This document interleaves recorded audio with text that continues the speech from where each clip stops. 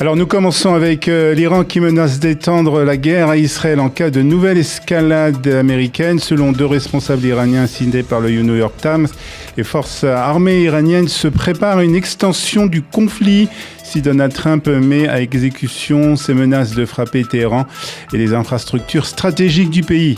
Dans ce scénario, l'Iran pourrait notamment viser Tel Aviv. Les Houthis pourraient également fermer le détroit de Bab el-Mandeb, une voie essentielle pour le commerce maritime international. Ces menaces interviennent alors que l'armée américaine affirme avoir achevé une 13e vague de frappes contre des objectifs en Iran.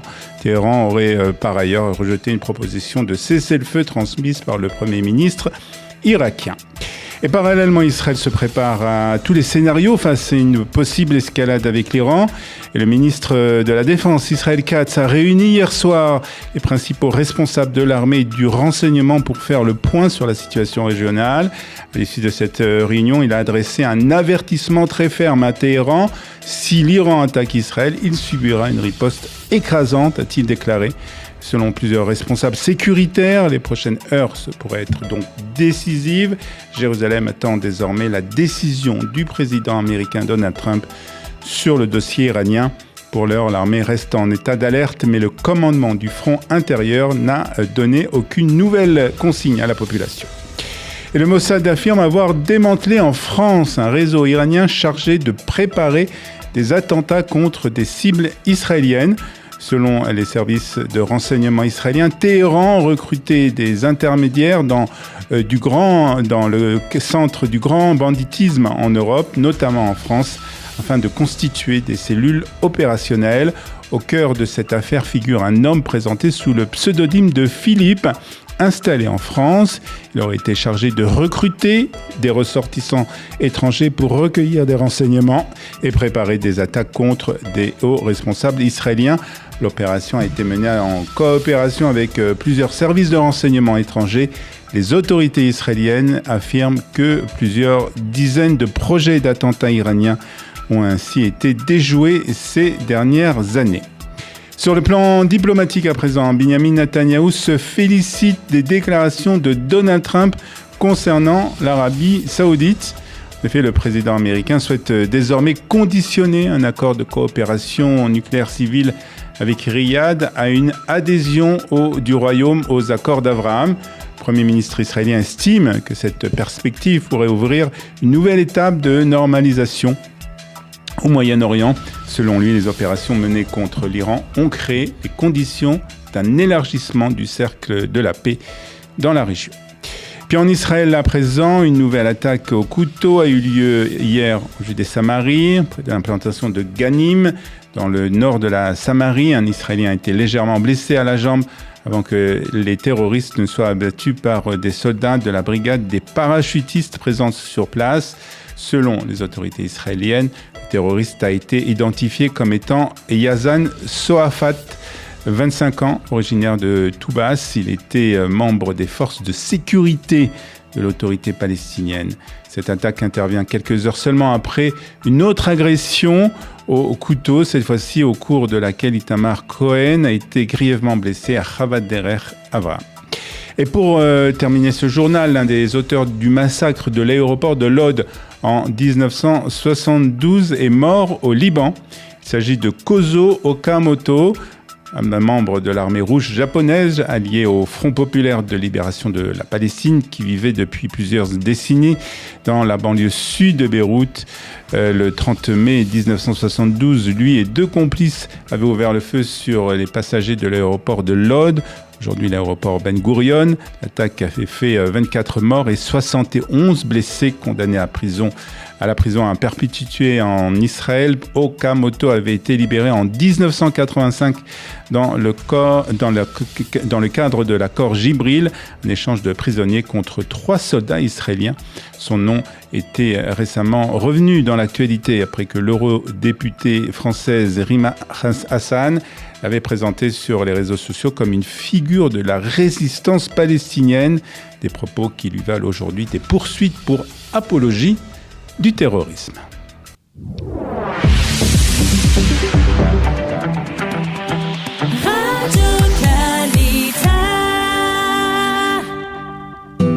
Voilà, nous allons jeter un coup d'œil sur la météo de ce vendredi qui va être un vendredi estival très chaud et largement ensoleillé sur l'ensemble du pays. Les températures devraient descendre à partir de demain. Les températures en tout cas maximales aujourd'hui atteindront 32 degrés à Haïfa, 32 degrés aussi à Tel Aviv. Il fera 30 degrés à Jérusalem, jusqu'à 33 degrés à Beersheva et jusqu'à 42 degrés à Eilat. Le Parti des démocrates israéliens a désigné cette semaine sa nouvelle direction à l'issue des primaires qui ont été marquées par une forte participation, une étape importante pour cette formation née de l'union des anciens partis, du Parti travailliste et de Meretz, qui espère redevenir une force incontournable de la politique israélienne. Alors, est-ce que c'est réellement un nouveau parti, un nouveau renouveau de la gauche? Et quel projet propose-t-il aux Israéliens à quelques mois des élections? Pour en parler, nous recevons Chana Orlik. Chana, bonjour. Merci d'être avec nous. Merci à vous de me recevoir. Vous êtes représentante donc du Parti des démocrates et membre du bureau directeur et aussi vous faites partie de la responsable de la campagne, en tout cas une des responsables de la campagne.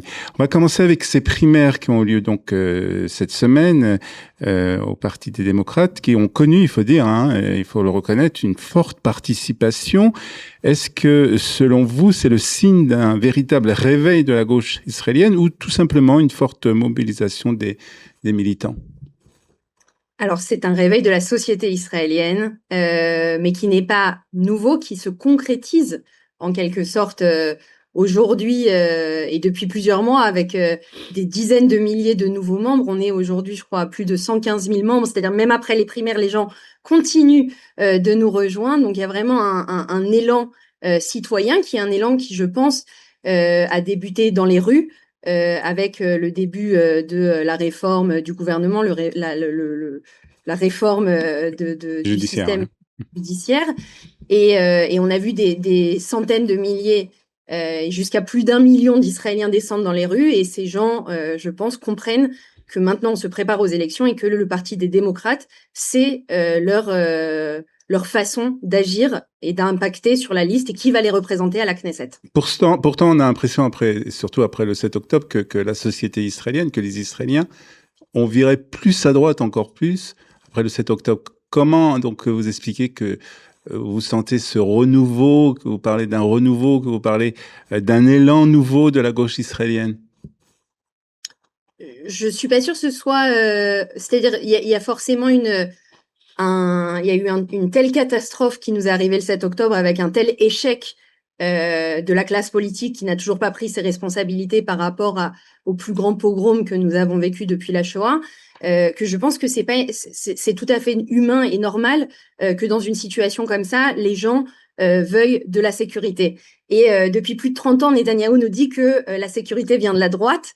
Mais pour autant, on voit que il y a eu des leaders de droite qui ont su faire la paix et des leaders de gauche qui ont su faire la paix. Et c'est seulement par cela qu'on a vu et obtenu une sécurité. On l'a vu là depuis plusieurs années. Les seuls pays qui ne nous attaquent pas, c'est les pays avec lesquels on est en paix. Et donc, on voit le lien direct, en fait, avec ce besoin de sécurité. Et je pense qu'aujourd'hui, Yair Golan, qui est à la tête de notre parti, qui est un héros du 7 octobre, qui s'est levé à 6 heures et qui a vu les terroristes rentrer à Sderot et qui est allé sauver des jeunes à Nova et se battre contre les terroristes, qui a été ancien vice-chef d'état-major de l'armée, qui a passé 38 ans auprès des soldats à défendre sur le terrain les Israéliens. Je pense qu'on est, et c'est pas le seul, on a 4 personnes avec un passé sécuritaire, des réservistes sur notre liste, et on a même une des femmes sur notre liste qui est une ancienne du Shin Bet. Et donc, on vient proposer une alternative à la politique d'une Ouais. guerre éternelle, ce que le gouvernement nous propose. Et je pense qu'on vient répondre à une demande de la population israélienne de la sécurité. Alors, on va rentrer un peu Oui. dans les sujets de la campagne, justement, et justement du programme du Parti des démocrates. Mais d'abord, sur la liste qui, comme vous l'avez dit, rassemble des personnalités un peu différentes. Hein. Il y a des nouveaux visages, il y a des personnalités expérimentées. Qu'est-ce que cette liste, d'après vous, raconte pour la société israélienne? Je pense qu'elle montre un renouveau. Je pense il y a vraiment, comme vous l'avez dit, des nouvelles personnes, mais des personnes qui ne sont déjà connues en fait, parce qu'elles ont fait partie de la société civile, parce qu'ils se sont engagés. Il y a aussi une femme qui est une médecin chirurgienne, directrice d'un département dans un hôpital du nord d'Israël. On a des militants, on a des réservistes, on a aussi des anciens. Donc on a nos 3 députés du parti travailliste qui ont été réélus avec plus de 80 000 votes, donc vraiment applaudis et réélus. On a 2 anciennes députées du Meretz, 2 femmes exceptionnelles qui se sont battues aussi bien à la Knesset que pendant le mouvement de protestation pour défendre notamment Gabi Lasky qui est une avocate et qui a été présente pour défendre les manifestants qui étaient arrêtés injustement par la police. Et donc, on a vraiment un mélange et du Parti travailliste et du Meretz, mais en grande majorité des nouvelles figures, des jeunes, des femmes, une liste qui est complètement paritaire et qui montre aussi un représentant de l'enveloppe de Gaza, Avi Dabouche, qui a été le 7 octobre enfermé dans son kibboutz à entendre les terroristes autour de lui. Donc on a vraiment une liste qui représente la société israélienne. Alors justement, vous avez parlé du fait que le Parti démocrate, c'est donc une union du Parti travailliste, de l'ancien parti Mifleget Avoda, donc, et de Meretz, et qui est réuni sous une nouvelle étiquette. En fait, est-ce qu'il y a, après le 7 octobre, un changement justement dans la gauche israélienne? Est-ce que il y a des choses qui ont changé d'après vous dans la façon de penser, dans la façon de voir les choses par rapport à nos voisins arabes et palestiniens? Particulièrement au sujet du conflit, vous me poser la question ou en général? En général, par rapport justement à la façon de voir les choses par rapport aux populations palestiniennes qui vivent en Israël et autour aussi à Gaza et dans le reste de la région. Je pense qu'on a tous énormément évolué depuis le 7 octobre.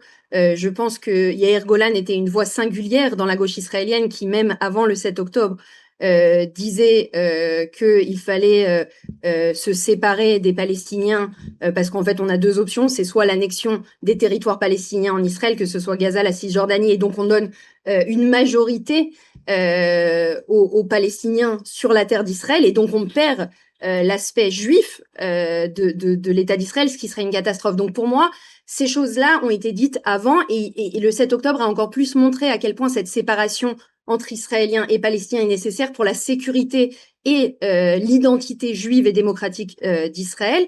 Et donc aujourd'hui, c'est une évidence que le gouvernement actuel ne nous propose pas cela. Il n'y a toujours pas de solution à Gaza. On entend des chiffres que 30 000 militants combattants terroristes, donc se réarment.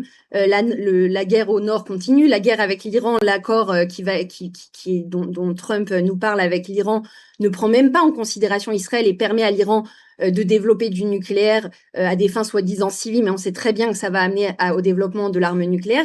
Et donc, on se retrouve dans une situation qui est encore plus dangereuse qu'on l'était avant. Et donc, à mes yeux, on a évolué dans la nécessité absolue d'arrêter la violence qui se passe en Cisjordanie, de mettre des frontières claires à l'État d'Israël pour défendre nos citoyens et arrêter cette guerre sans fin, pas par idéologie. Peut-être qu'on nous reprochait ça avant le 7 octobre, et j'accepte cette critique, que c'était une position peut-être naïve de la gauche. Aujourd'hui, avec un leader comme Yair Golan, vraiment, on ne peut plus nous reprocher ça, et je pense qu'on vient avec un programme très clair, changer l'ordre des priorités d'Israël, mettre les citoyens d'Israël au centre, la sécurité, le coût de la vie, la périphérie, les services d'État, pour servir les citoyens avant tout. C'est une position, vous parlez de position naïve. Aujourd'hui, vous pensez que après le 7 octobre, il y a la possibilité, comme vous dites, de cette solution de deux États pour deux peuples. Mais la question est de savoir face à qui on peut réaliser cette solution. D'un côté, bien sûr, il y a le Hamas qui, je pense que vous êtes d'accord avec moi, qu'il est impossible de négocier ou de parler avec eux pour ce genre de choses. Et puis de l'autre côté, l'autorité palestinienne qui a quand même du mal à mettre de l'ordre dans la région, sur son territoire en tout cas.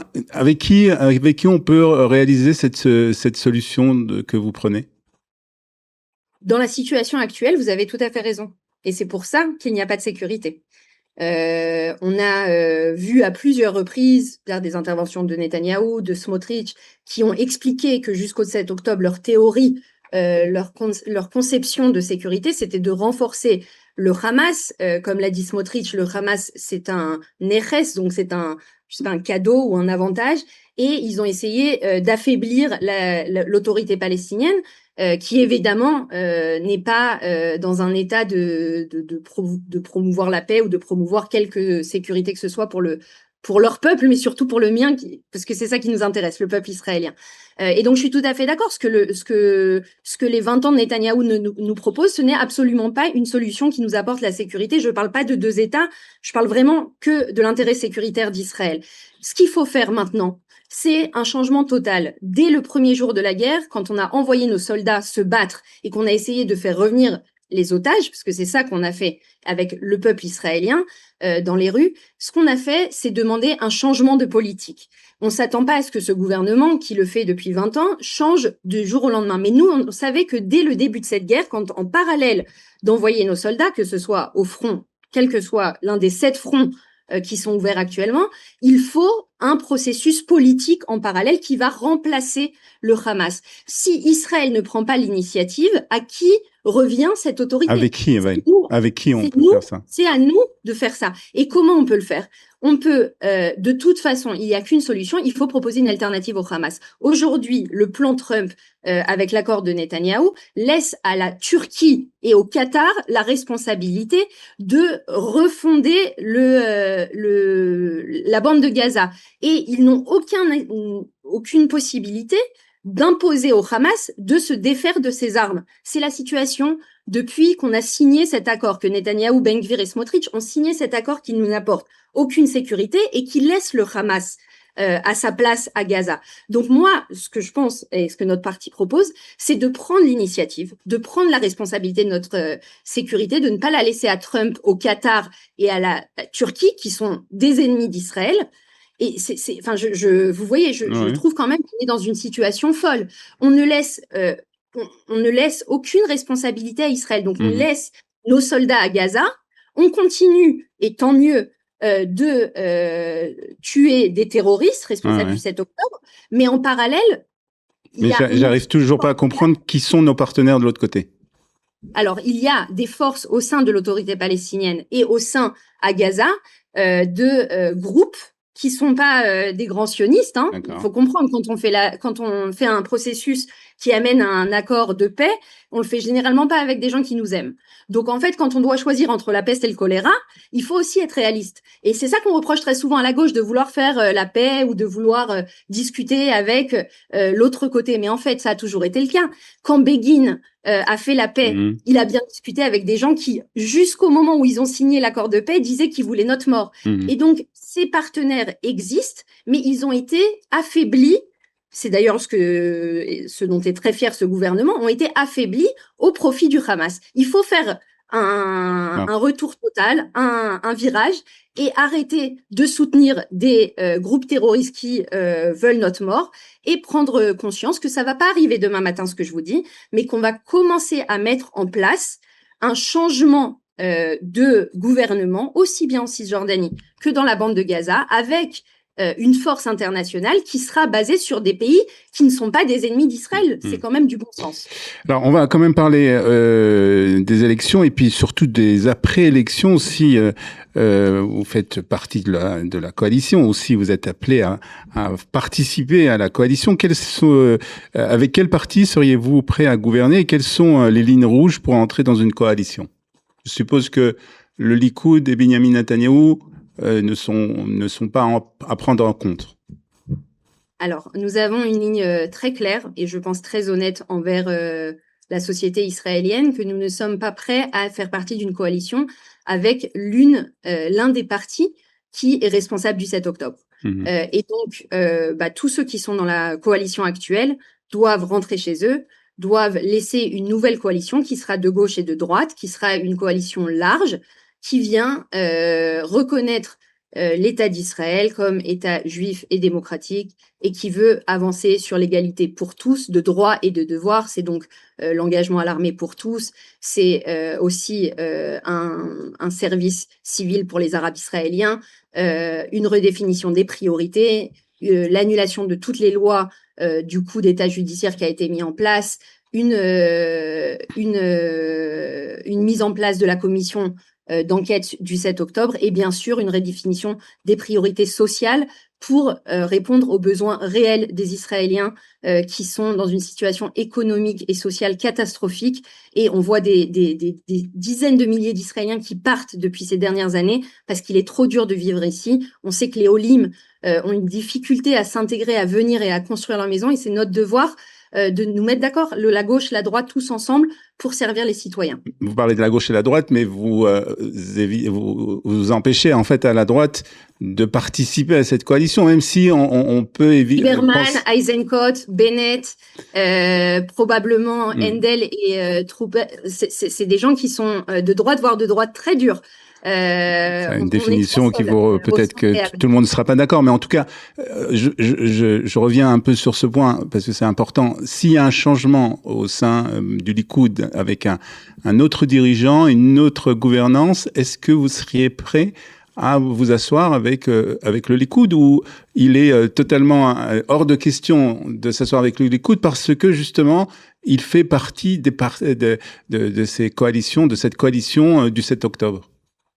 Alors, écoutez, je vais vous répondre très honnêtement. Si vous me trouvez un député du Likoud qui n'a pas voté contre les réservistes, qui n'a pas voté contre la réforme judiciaire, qui n'a pas voté contre la libération des otages, et la liste est longue, je pense qu'on sera ravis de s'asseoir avec eux dans le prochain gouvernement. Chana Orlik, représentante du Parti des démocrates israéliens, merci beaucoup d'avoir été avec nous et je suppose qu'on aura l'occasion de se reparler tout au long de cette campagne. Merci beaucoup d'avoir été avec nous ce matin.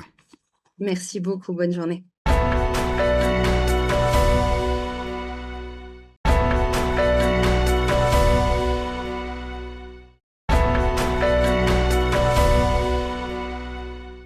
Et nous commençons cette revue de la presse avec les tensions entre l'Iran et les États-Unis et Israël qui a fait savoir à Washington qu'il ne souhaitait pas participer à une opération limitée contre l'Iran.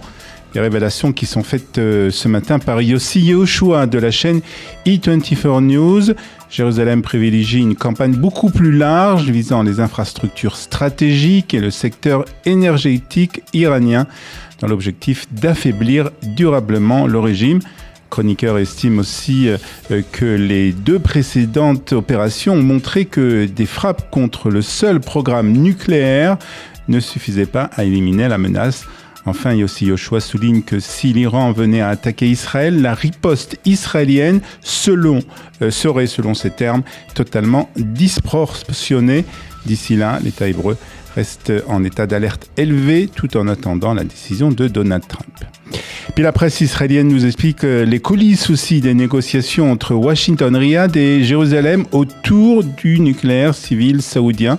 Et selon plusieurs quotidiens, le bureau du Premier ministre a exercé d'importantes pressions sur l'administration Trump afin que tout accord nucléaire avec l'Arabie saoudite soit explicitement lié à une normalisation avec Israël. Donald Trump a finalement confirmé que le projet de coopération nucléaire civile serait conditionné à l'adhésion de Riyad aux accords d'Abraham à Jérusalem.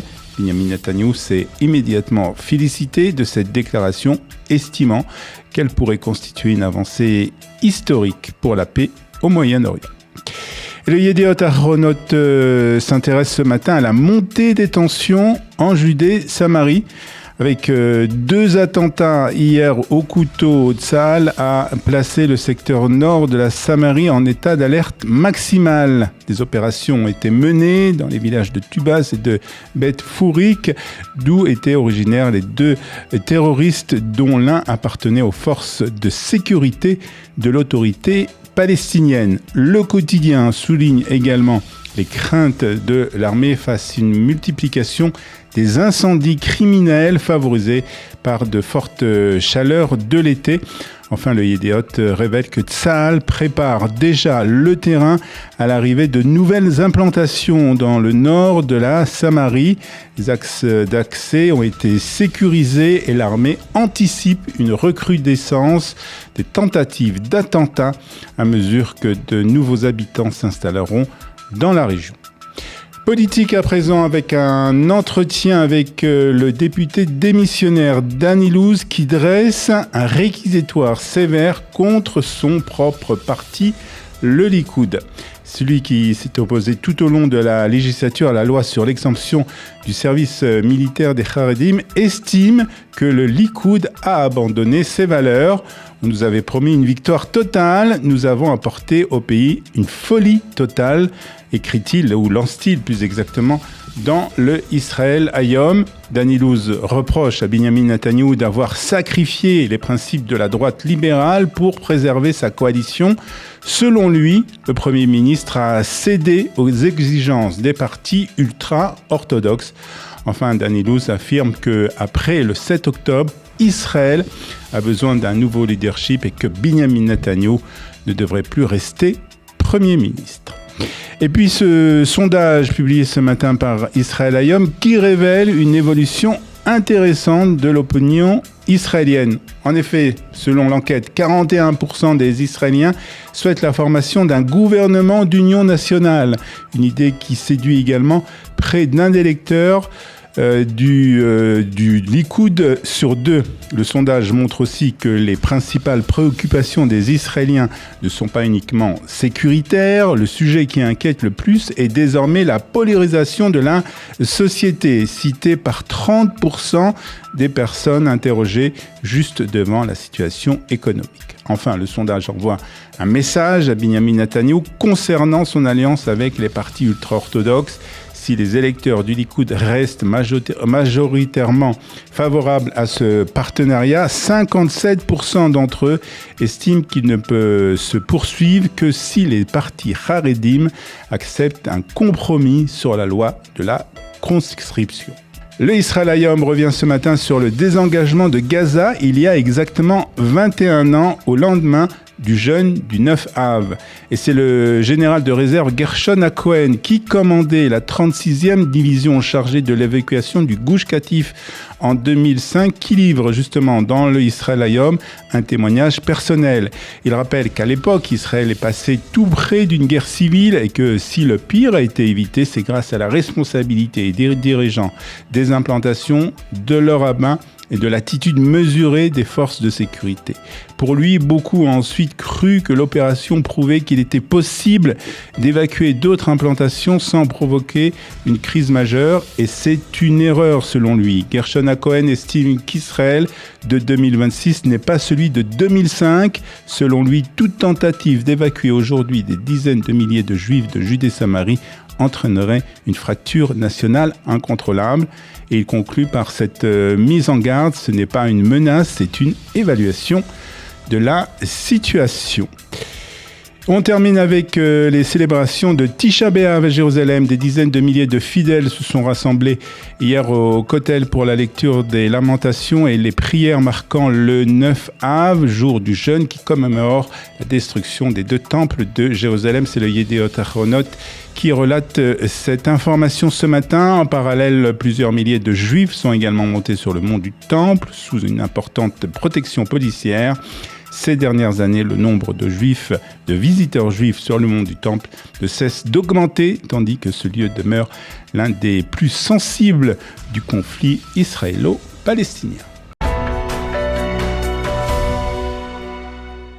Selon le Talmud de Jérusalem, le Mashiach est né le jour de Tisha B'Av. Selon d'autres traditions juives, il se révélera au cours de cette même journée.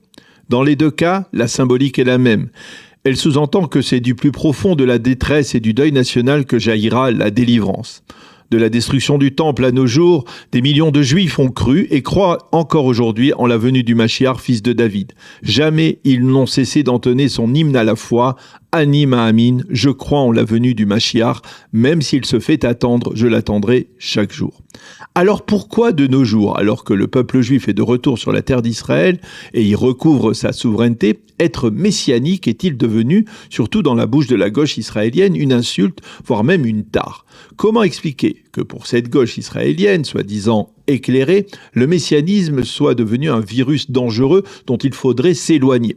Comment expliquer que ces insultes soient aujourd'hui proférées, en particulier à l'encontre de la mouvance sioniste religieuse? Et comment comprendre que le nouveau patron du Shin Bet, David Zini, ou encore le général Avi Blut, commandant de la région centre de Tsahal, soit perçu comme illégitime car messianiste? Comment en étant donc arrivé là?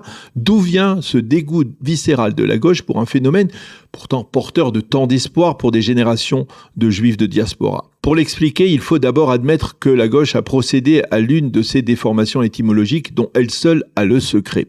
Pour le monde religieux orthodoxe, le messianisme, c'est la foi inébranlable en la venue d'un sauveur qui délivrera Israël, restaurera la justice et conduira les nations vers la reconnaissance de Dieu. En revanche, pour une partie de ces laïcs israéliens, le messianisme version 2026 est avant tout une psychose obsessionnelle, celle de voir l'État d'Israël, qu'ils ont contribué à créer, perdre son caractère séculier. Bref, pour eux, le messianisme est l'antichambre d'un État théocratique modèle Téhéran. De nos jours, pour les Israéliens libéraux, le messianiste est un individu dangereux et radical, incapable d'évoluer ailleurs que dans une dimension métaphysique, ce qui le rend totalement incompatible avec un État d'Israël qui revendique fièrement son pragmatisme. Pour cette gauche israélienne, aujourd'hui minoritaire, être messianique, c'est accepter de mettre en danger la vie de soldats israéliens pour mener des combats bibliques et prolonger indéfiniment les guerres contre nos ennemis, quitte à conduire Israël à l'isolement sur la scène internationale. De telle sorte que pour les sympathisants du Parti démocrate de Yair Golan, être messianiste revient à souffrir d'une maladie qui fragilise l'édifice sioniste patiemment construit depuis le début du XXe siècle par les pères fondateurs. Cette déformation, il faut l'avouer, est inacceptable, car elle nie un axiome élémentaire. Dans l'absolu, tout juif est messianique. Être juif, c'est croire intrinsèquement en la venue du Mashiach. Dénoncer le messianisme, c'est donc vider le judaïsme de l'un de ses principaux articles de foi et rejeter l'une des composantes majeures de l'identité juive. De telle sorte que tout juif qui croit insulter son prochain en le traitant de messianique ne fait que, en réalité, se renier lui-même. Mais dénigrer le messianisme et en modifier la quintessence, c'est bien plus que cela. C'est condamner cette formidable persévérance qui a animé le peuple juif pendant près de 2000 ans d'exil. C'est avouer que nous avons perdu patience et que nous en avons assez d'attendre ce Mashiach qui ne vient pas. C'est aussi insulter nos ancêtres qui, sur les bûchers de l'Inquisition et dans les chambres à gaz d'Auschwitz, n'ont jamais douté de sa venue. Renoncer au messianisme, c'est renoncer à l'une des expressions les plus profondes de l'éternité d'Israël. Pourtant, si l'on veut apaiser les tensions autour de ce messianisme moderne, on peut avancer une approche plus consensuelle. Le 7 octobre 2023, Elchanan Kalmanson et son frère Menachem ont quitté leur localité d'Otniel, au cœur de la Judée, pour aller combattre les terroristes du Hamas. Ils ont sauvé une centaine de vies avant qu'Elchanan ne tombe sous les balles des assassins. Durant la semaine de deuil des Shiva, qui a suivi, un habitant de Be'eri est venu présenter ses condoléances à leur père, le Rav Benny Kalmanson, président de la yeshiva d'Otniel. Au cours de leur échange, il lui a lancé « Si l'on pouvait mettre de côté les messianistes, tout irait mieux ». Le Rav Benny lui a répondu « Mais je suis messianiste, mes enfants qui ont sauvé ta famille sont messianistes ». Interrogé plus tard sur ce thème, le Rav Kalmanson admettra que le terme de messianisme puisse effrayer les non-croyants et déstabiliser ceux qui raisonnent de manière cartésienne.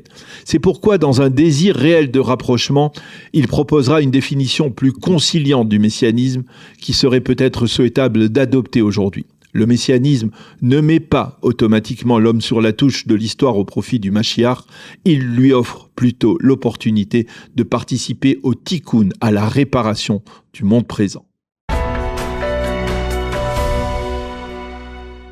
Les États-Unis et l'Arabie saoudite ont conclu un accord historique sur le nucléaire civil, un texte qui pourrait rebattre les cartes au Moyen-Orient. Washington souhaite en effet renforcer son partenariat stratégique avec Riyad, tandis que l'Arabie saoudite veut développer son programme nucléaire.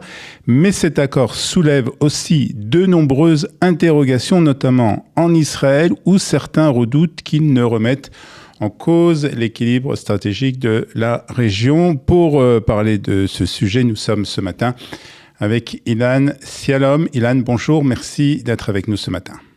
Bonjour, merci à vous. Vous êtes chercheur associé en géopolitique à l'Université de Tel Aviv. On va parler de cet accord. Avant de parler de ses conséquences et de ses conséquences sur Israël et dans la région, pouvez-vous nous expliquer que prévoit cet accord nucléaire entre les États-Unis et l'Arabie saoudite ? Alors, vous avez raison de revenir sur l'accord et sur ce qu'il contient, parce que c'est très important pour comprendre en quoi ça peut effectivement modifier les équilibres stratégiques dans la région. On a aujourd'hui deux textes qui ont été signés mercredi dernier. Un texte qui est lié à ce qu'on appelle l'Atomic Energy Act, qui est le texte américain qui encadre les transferts civils vers un pays étranger. Donc, premier texte qui est signé. Deuxième texte, c'est un accord bilatéral de garantie. Durée de ces deux textes, 30 ans, avec un réacteur nucléaire qui serait construit par une entreprise américaine, Westinghouse pour ne pas le nommer. Maintenant, ce qu'il faut bien comprendre, c'est que ce n'est pas encore entré en vigueur. On a 90 jours de revue de cet accord au Congrès. Et le texte est non publié. Donc on discute sur ce qu'on sait, mais le texte en soi, on ne l'a pas encore vu. Ce qu'il faut comprendre, c'est que des dizaines de pays aujourd'hui ont un accord, ce qu'on appelle un accord 1, 2, 3, c'est le nom de la clause dans l'Atomic Energy Act. Ce qui est véritablement nouveau, et c'est une première mondiale, jamais les États-Unis n'avaient aidé un pays tiers à enrichir de l'atome chez lui.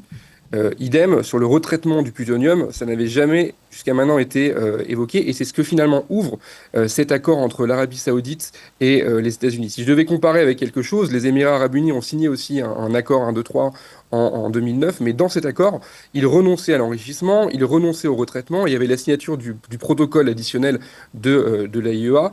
Aujourd'hui, cet accord saoudien avec les États-Unis n'en reprend aucun. Deuxième dérogation qui est moins commentée, c'est que Riyad pourrait de fait limiter les sites accessibles aux inspecteurs. Donc voilà, c'est quelque chose ce qui est vraiment nouveau, ce qui est sans précédent, c'est cet enrichissement souverain qu'on n'avait encore jamais vu dans un accord américain. Alors, vous avez parlé de la possibilité pour l'Agence internationale de l'énergie atomique de visiter justement ces sites. Visiblement, d'après ce qu'on comprend, cet accord ne prévoit pas l'application donc de ce protocole. Est-ce que, selon vous, c'est une faille dans le dispositif de contrôle ? Alors, il n'appliquera pas, selon cet accord, Riyad n'appliquera pas le protocole additionnel de l'AIEA, mais il y a une substitution par un accord bilatéral américano-saoudien. C'est ce que je vous disais par rapport à ce second texte. Qu'est-ce que ça veut dire concrètement ? Ça veut dire que seule l'administration américaine va appliquer des mesures renforcées aux étapes sensibles. C'est quoi les étapes sensibles ? Ça va être l'enrichissement, la conversion, la fabrication de combustible et le retraitement. Donc l'AIEA aujourd'hui n'inspecterait que les installations d'origine américaine. En fait, qu'est-ce que c'est que le protocole additionnel ? Il faut bien comprendre ça. Le protocole additionnel ne s'intéresse pas aux sites qui sont déclarés. Ceux-là, ils sont déjà couverts. Par contre, ça sert à s'intéresser aux installations qui ne sont pas déclarées. Donc, qu'est-ce qui se passe à l'heure actuelle ? C'est qu'on va remplacer un accord multilatéral qui est lié au traité de non-prolifération, qui est adossé à une organisation internationale. C'est remplacé par un arrangement qui est bilatéral, dont les termes aujourd'hui ne sont pas publics, je le répète. Donc, c'est pas nécessairement plus faible sur le papier, mais c'est plus fragile. Parce que ça peut être révocable, parce que c'est opaque, parce que ça dépend aussi de l'état de la relation américano-saoudienne à un instant donné. Et là-dessus, aujourd'hui, c'est là-dessus qu'on ne sait pas vers où ça ira. Ça peut le régime peut totalement changer dans les 30 ans, 30 ans qui viennent. Et c'est là que le risque se trouve. Alors, ça fait longtemps qu'on parle d'un accord entre les États-Unis et l'Arabie saoudite sur le nucléaire civil. Déjà, on en parlait à l'époque de l'administration Bush. Alors, pourquoi les États-Unis ont accepté aujourd'hui un accord qu'ils hésitaient encore à conclure il y a quelques années ? Alors, vous avez raison, Washington hésitait, mais ils n'hésitent pas depuis Trump, depuis l'administration Biden. Ça fait 15 ans qu'il y a eu une hésitation. L'accord devait être bouclé, hein, c'est un secret de polichinelle, mi-2024, mais il était intégré à un paquet plus global de sécurité. Qu'est-ce qu'il y avait dans ce paquet? Une normalisation avec Israël, la perspective d'un État palestinien, des garanties de défense mutuelle. Voilà, ce paquet, il a explosé en réalité après octobre 2023. Qu'est-ce qu'on voit aujourd'hui? C'est qu'il y a un changement de nature dans cette relation avec l'Arabie Saoudite du côté américain. Pendant 15 ans, le nucléaire civil, en gros, c'était un levier.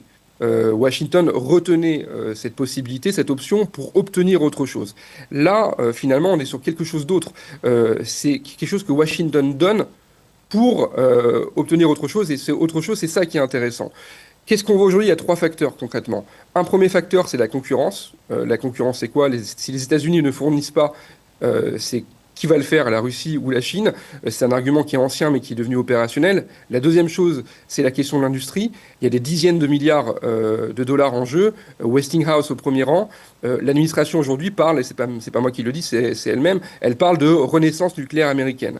Troisième sujet, on est dans une relation aujourd'hui qui est abîmée. Je vous rappelle que Mohammed Ben Salman a interdit un temps les Américains d'utiliser des bases sur le sol saoudien.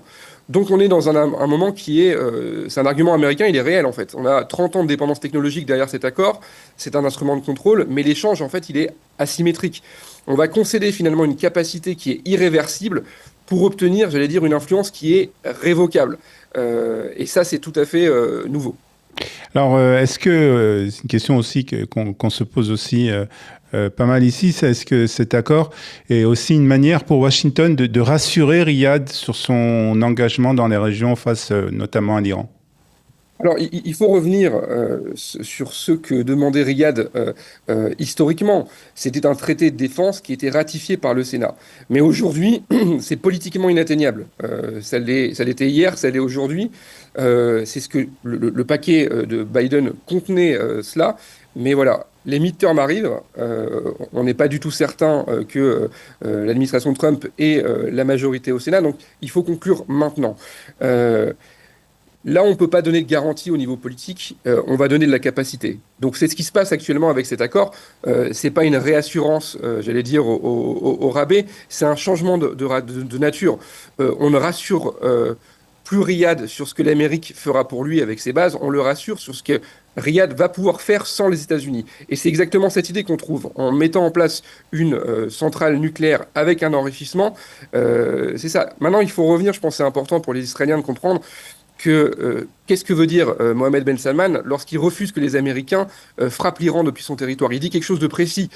Il dit en gros qu'il se sent plus protégé par la présence américaine. Il se sent exposé par elle. Donc on ne va pas rassurer un allié qui craint d'être une cible en lui promettant plus de présence. On va travailler sur autre chose. Et cette autre chose aujourd'hui, c'est le programme nucléaire. Et c'est surtout cet accord nucléaire. Parce que le programme nucléaire saoudien est bien antérieur à cet accord. Alors on va parler maintenant un peu d'Israël et justement des dangers peut-être pour Israël. Est-ce que ce programme nucléaire civil saoudien représente-t-il donc une menace pour Israël? Moi j'ai vu hein, les réactions sur la scène politique israélienne, encore plus avant des échéances électorales. J'ai vu les réactions vives du côté de Lieberman, de Benny Gantz, idem du côté de Naftali Bennett qui parle d'un échec stratégique grave. Pas de commentaires du côté du cabinet Netanyahou, sauf sur le fait qu'on mentionne les accords d'Abraham. Voilà. Matériellement, pour vous répondre, rien de menaçant à court terme. On a derrière 2 ans d'études, 90 jours de revenus, une décennie pour une capacité militaire qui est développée depuis zéro. Ça, c'est quelque chose qui est important. Il n'y a personne aujourd'hui à Tel Aviv qui dit que les Saoudiens feront la bombe. Par contre, ce qui inquiète Israël, c'est pas ce que fera l'Arabie Saoudite, c'est ce que l'Amérique vient de démontrer qu'elle peut faire sans consulter Israël. Maintenant, il y a une dimension qui est peut-être un peu plus importante au niveau stratégique, c'est la cohérence doctrinale. Israël vient de mener une guerre contre l'Iran pour empêcher un État de la région d'enrichir. Là, on a Washington qui accorde à un autre État de la région exactement ce qu'il refuse au premier. Donc, ce n'est pas une menace militaire en soi, c'est l'érosion d'un principe qui justifiait la politique israélienne dans la région. On a une ligne rouge régionale qui vient de perdre de son crédit. Justement, donc est-ce que cette ligne rouge, comme vous le dites, est-ce que ça peut changer la supériorité stratégique d'Israël dans la région ? Ça peut, à terme en tout cas, non pas la remettre en question, mais ça ouvre une boîte de Pandore sur la dimension de non-prolifération. Jusqu'à maintenant, la ligne rouge israélienne, c'est-à-dire aucun autre État nucléaire dans la région.